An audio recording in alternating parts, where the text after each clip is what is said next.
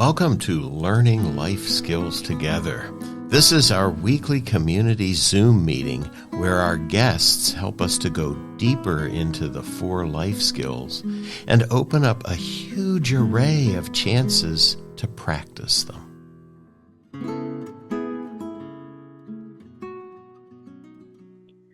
Hello, everyone. This is Learning Life Skills Together weekly Zoom meeting number 104. And we're here today with Dr. Pierre Abdel and Dr. Rana Sakr. And we're going to be having a triadic conversation. We don't do this that often. And so what I'd like to do is to get us settled in together with a little practice and then have each of them talk a little bit about their relationship to the idea of preventive mental health programs to reach children. So here we go. If you would like, you could close your eyes if you're in a position that you can. If you're listening to this in your car, please don't. And so closing your eyes maybe, or looking away from your screen and getting in touch with your body right now. Feeling those places where your body is touching down on your seat, on the floor. And knowing that those places are places where you are being held by gravity. And so, if you're being held, maybe there's not so much effort you need to put into being here, being in this posture. See if there's extra effort that you're bringing.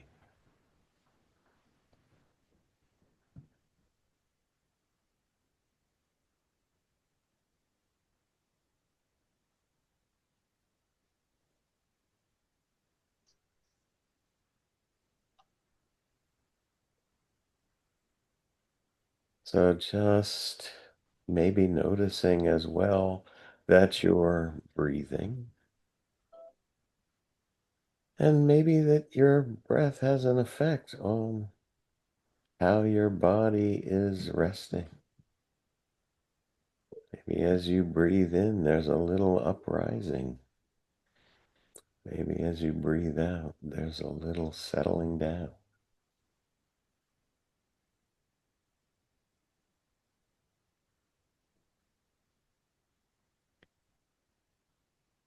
Just allowing that to happen as it will.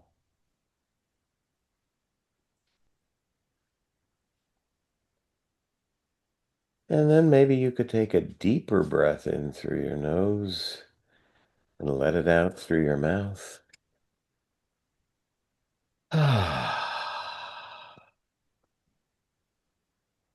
Which is one of our favorite practices. We call it the relaxing sigh. And so maybe you got in touch a little bit with how you are, and you could say how you are. So, Pierre, how are you? I'm very good, and it's really a pleasure to be with you. Thank you for this meditation time. All right, thanks. Rana. I see myself smiling and I feel lighter after this. So, Okay. a great way to start our conversation. All right. Well, smiles all around. That's good. We'll see what happens. Okay. So this idea of um, preventive mental health programs, we don't have that many of them. And learning life skills is one that is ongoing here in the U.S., in Chester County in particular, in Pennsylvania. And so interested to hear from each of you your um, experiences around this as medical professionals, as people who are concerned about the health of the public. And maybe you could give us just a little bit of context about where your expertise lies and where you're located in the world. Okay, thank you very much. So I'm Dr. Pierre Abdel. I'm a psychiatrist. I practice in France. I live in France in a city called Angers.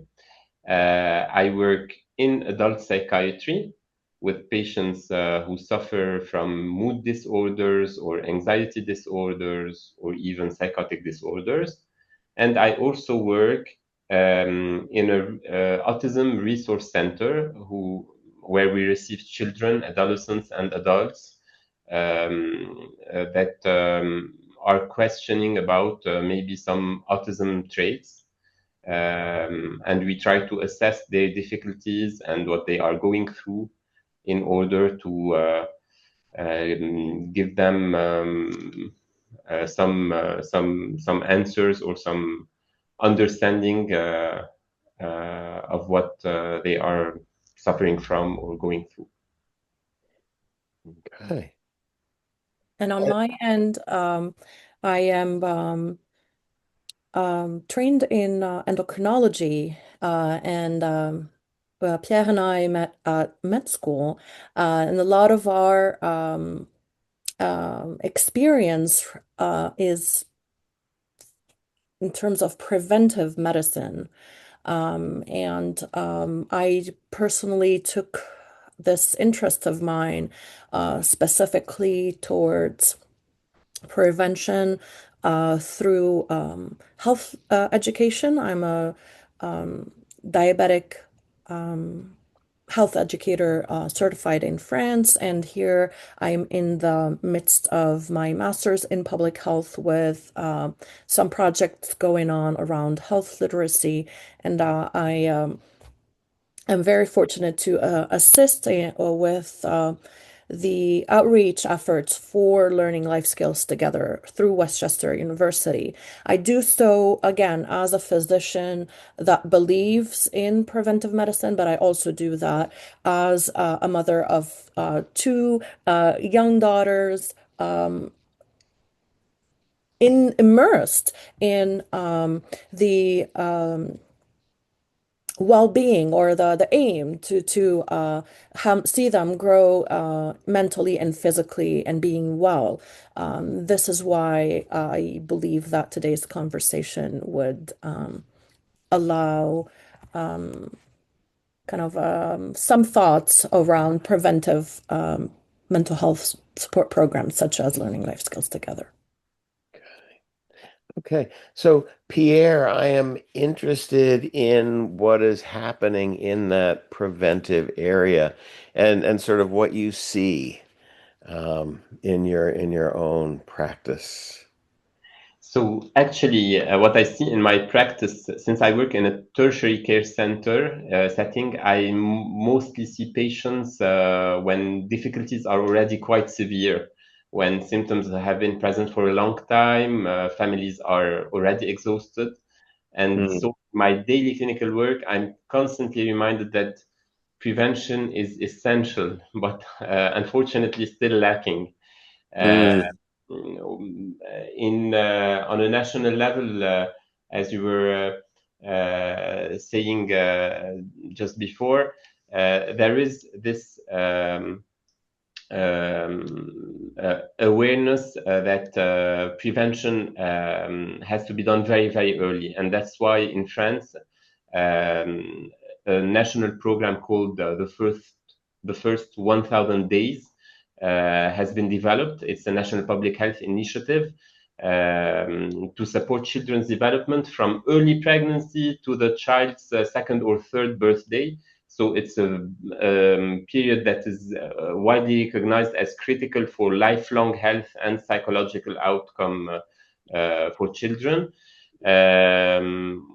we are at the very beginning of this program, so we do not see the effects yet.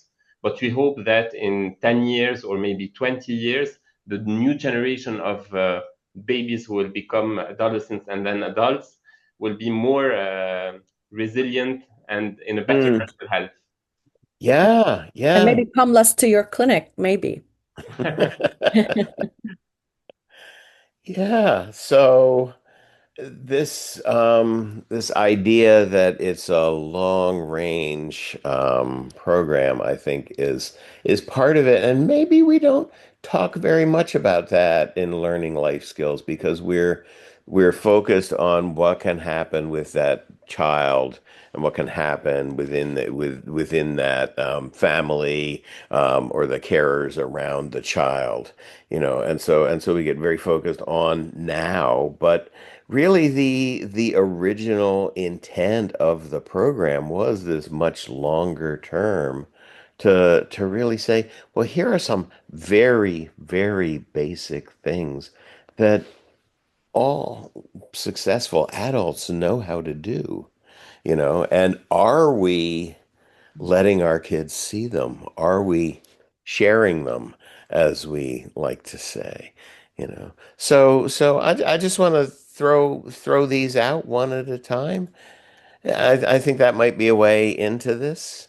Are you So thinking of, so go ahead, please. so the first one is paying attention and how everything sort of stems from the quality of our attention. When we are paying attention in an open way, to without a lot of judgment layered on it to what's happening around us. And then we're noticing how we're feeling, sort of the effect of what we're noticing. We have such a leg up on working with ourselves, on understanding ourselves, that it seems like a tiny thing.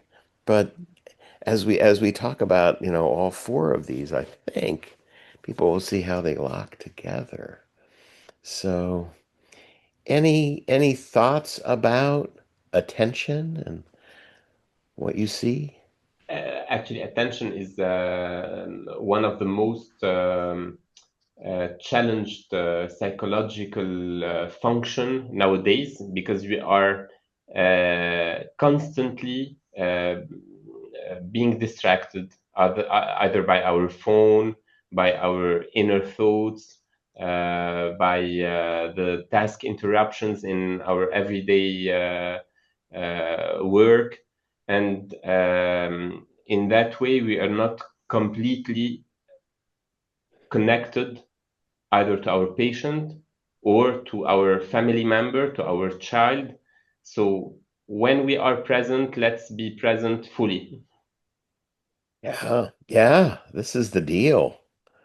I wish to parallel that and add also, um, y- um, you've both had kind of touched a little bit upon how parents are tired and or how by practicing these skills we uh, become more self-aware. I wish to just highlight the importance of modeling this for in front of our children. So this is not only giving us a way to actually practice this attention skill despite all the interruptions around and regaining that focus, but also modeling this and showing our growing the child that we care for that this is um, how to do it when it does work and even when it does not, and how to go back to it. So I believe also under this is being attentive to this role of model Mhm. as you're actually practicing. I totally agree because we know that in children development, children do not learn self-regulation, emotional regulation through instructions. They learn through experience and more specifically through co-regulation. So that means that they will learn to regulate their emotions by interacting with an adult who is able to regulate himself or herself. And that's how caregivers act as models for the child. So if the adult is calm, present, regulated, the child will progressively internalize those regulatory capacities. But if the adult is overwhelmed, it becomes much more difficult for the child to develop those skills. Yeah. Yeah, this is one of the things that we sort of constantly come back to is that we co-regulate each other. And Mhm. so it's great when we can pick up the infant and, do the things, hold them in the ways and bounce them and sing to them and do all those kinds of things that helps them to relax. But they also help us to relax because it is co-regulation. And I think we can easily bypass that and think we're not getting something out of it. But as you hold that baby and the cries get softer and less often, boy, do you feel good. Yeah, of course. And you are being co-regulated. Your child is working on you. And I just think it's important to know how much of a participant the child can be, you know, in learning and sharing these skills. So, yeah. I also wish to bring one other element to the conversation.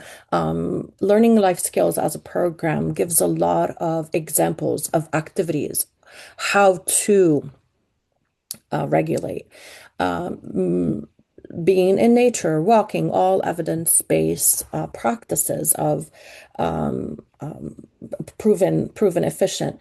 Um, I would like to know, Pierre, if for an autistic child whose social cues are different, who's touched or that pathway to um, regulation might be different. Are there any t tips that you give parents that are maybe not necessarily holding, hugging? Are there any practical tips that we can reference for regulation in that on for somebody who's on the spectrum? I know Yeah, it's without wanting to be too clinical, but that's just something that came to mind. actually, sometimes communication might be hard between the parent and the child, either because of verbal difficulties, or even because communicating is very stressful for both, using words or just having a conversation together. So maybe activities like art time or time in nature may be very interesting because um, in these contexts, we can allow emotions to be expressed in a non-verbal way, um, in a very safe, very structured environment, and our attention is not focused on the other one, but on the activity. And that's a way to have a good time together without being in the confrontation or so. Yeah, this is one kind of activity that we might propose. We can tell them try to propose activities instead of just talking about what's going on or how difficult Mm. it is for either of you. Yeah. And that's the core, kind of like the third skill that learning life skills mentions as well, right, Dr. McCown? So yeah, so we have the paying attention skill, inside and outside. We have the skill of regulating our emotions.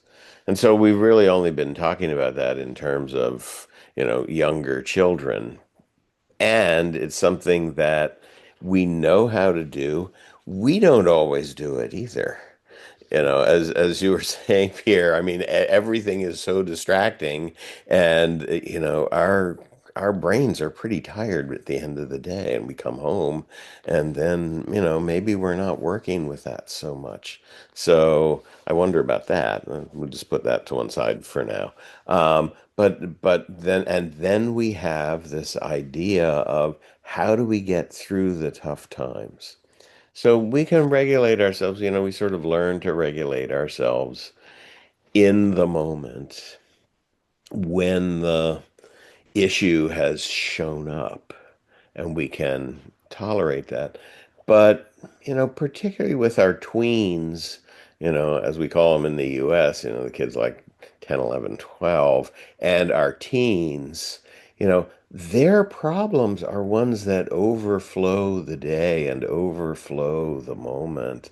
And Mm. so as it goes on and on, that ability to be in that and with that all the time is really hard. And so then we start to move into, well, how do I get out of this? And there are healthy ways of getting out of it and unhealthy ways of getting out of it. And, we could all name all of the unhealthy ways that we've seen and some of us used as well, you know, and there's this within us that says, you know, when I am involved in something that I am passionate about, my problems get much smaller, and what I'm doing becomes what is. And so when we can take a break that way, when we have curiosity, when we have a sense of agency, we have that ability to get through things. And again, I look at the rigidity of American culture and American education, and that ability to find your passion and to go towards it is not encouraged as much as I think it should be in the schools, in the culture. And so I'm sort of wondering how that looks, since you both have other perspectives than I. That Yeah. how do we find those? Um, well, um, I guess in France, neither we don't have this space for youth to experience a lot. So some of them, and that's where inequality might be huge. Some of them will get the chance to experience different things, to try maybe arts, maybe sports, maybe social activities, etc. And other children will just be left to the schooling system, and the rest of the time they will spend it maybe in front of their screens or whatever. And I guess the fact of making and creating, trying new projects, experimenting, uh, all these spaces might allow children and adolescents to experience effort, to experience frustration, trial, error, asking for help, accepting help, which is not easy, and eventually being satisfied of the work that is done. That's how they can work on their distress tolerance, on building their resilience, and also they will develop the sense of community, because mostly when Mm. we do things, we do not do it alone. We do it within a group of people, within a community, and this feeling of belonging to a group help us also know that we have some support that we can reach out to whenever we need it. And that might not necessarily be rooted in some of the reasons for inequality and financial opportunities. I like to bounce off of that idea, Pierre, because through preventive programs like learning life skills together, the wide range of activities proposed or really left to be explored um, proves that there are ways around the very, whether it, I want to say, narrow avenues for engaging with children, whether it's in the US models, or even in France, which we might think of as more open to culture and the arts, but really there are a lot of similarities in how we can empower parents or caregivers in exploring all these ways that might not necessarily be costly. Mm, Yes, they will be time consuming, but you are responsible for the mm. upbringing and well-being of this child you are caring for. So beyond the attention, really, that's the only factor that you would invest in exploring all these ways of building resilience.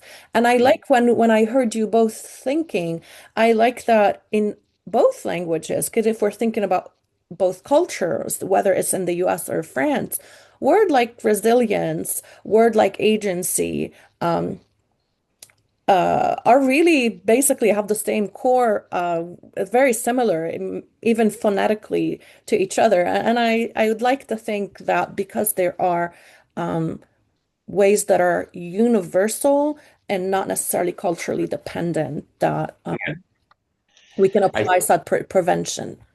that a key idea is that learning life skills together is not a therapy. It is about skills that we can scale up in order to let parents maybe more confident about their parenting skills. And this is a key idea because specialized care is very costly, and we can never develop it widely enough to meet the demand. The demand is very very increasing for psychiatric care. But if we can put our efforts on the prevention, Mm. this program is accessible to everyone. We do not need to be specialized in life skills in order to acquire them, and that's the big impact of this of such program. Yeah, they couple things that you guys have brought up for me.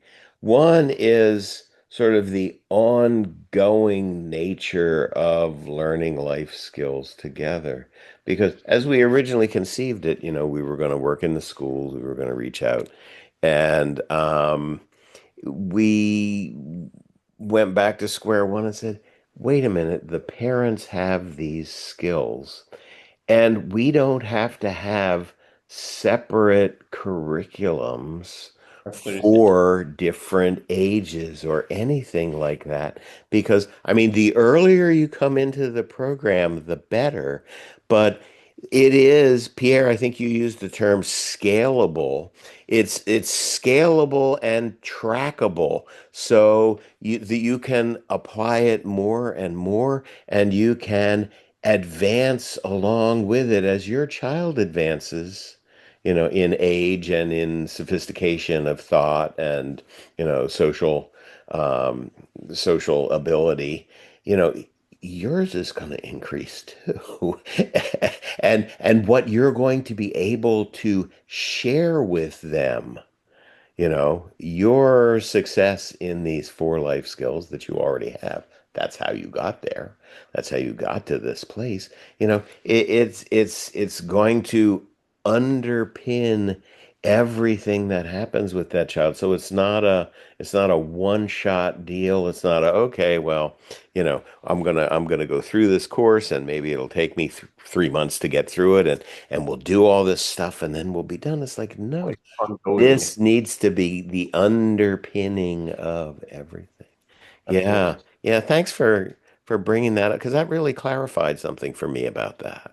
And we I need to wish. get back to it every time we are in stressful situations. That's why I I smiled when you asked me if I've got children, because even though we know theoretically the importance of all that, when you are in the situation, when we are tired at the end of the day, we are not regulated. And here we need to do this sigh and then say, okay, Relaxing sigh, Yeah. and into the house relax, we go. sigh. Pierre, this was exactly what about 20 minutes ago convinced me to actually, engage together in this conversation when Dr. McCown touched upon our experience as healthcare professionals, but at the same time parenting. And I wish to highlight along the lines of what is being discussed that pr programs such preventive programs such as this allows us also as practitioners to rely on the science that we trust, like these four skills that are really rooted in therapeutic avenues. This gives professionals like myself, speak for myself, confidence in argumenting and putting this information forward, but it also gives the trained professional that I am the tools and the vocabulary, the wording to communicate this in a manner that would be impactful, that I could reproduce as a parent. And I will admit, same as what you just did, Pierre, that before engaging personally with this program, I really had struggles with shifting or connecting the dots between my knowledge brain and my practical brain. And I was sharing with Dr. Don the other day that I can only imagine that what others who speak different languages that are not necessarily the main, care management language, how much struggle they must have, and how important preventive, inclusive tools such as this one could bring. And that, again, we are speaking about the benefits of the prevention, but it's intentional prevention when it's scalable, when it's traceable, when it's rooted in evidence, when it's also trusted, to be inclusive. And I think that's the value of such programs. Thank you. Thank you both for all of your contributions to a wonderful triadic conversation. And at the end of every one of these meetings, I ask our guests if they have for us a word of wisdom or a watchword. So a Yeah, watchword is like one word, you've really got it figured out. And words of wisdom are just words of wisdom. What do you okay. want to leave us with? Well, actually, one word would be connection. Mm. Because Mm, connection is the foundation of emotional development, of regulation of mental health, and simply that's what we are doing right now. We are connecting. Yes. yeah, And it's all making us yeah, all smile. Can I borrow his perfect. word? He's much more prepared than I am. I was trying to remember when I was a long time ago a guest on this podcast, what before engaging and knowing so much about learning life skills, what my word was. But I believe that today it will remain literacy and or education. I really believe in that for all the reasons that we spoke of. And yeah, I think that's what I would, just to leave people thinking about. Literacy. And Sharing the education, yeah. yeah. And so I want to say a little word for literacy, probably because just before this conversation, I read a poem with a bunch of people. Mhm. And so I want to say that, you know, the ways that we communicate that contain awe and beauty, are really, really important. And it's easy to skip over them. It's easy to take them for granted. It's easy to go for the easy ones and not the hard ones. The ones that you have to really suck out the marrow. And those are the ones that stay with you over your life. We read a poem today that I've read for, I don't know, 50 years or so, and it still gets me every time. You need to share the title with us because not everybody Well, okay. knows what Off happened. screen. So a poem by W.B. Yeats. So um, I thank you both for coming on. This was wonderful. Thank And you very much. Thank you for hosting us. all right.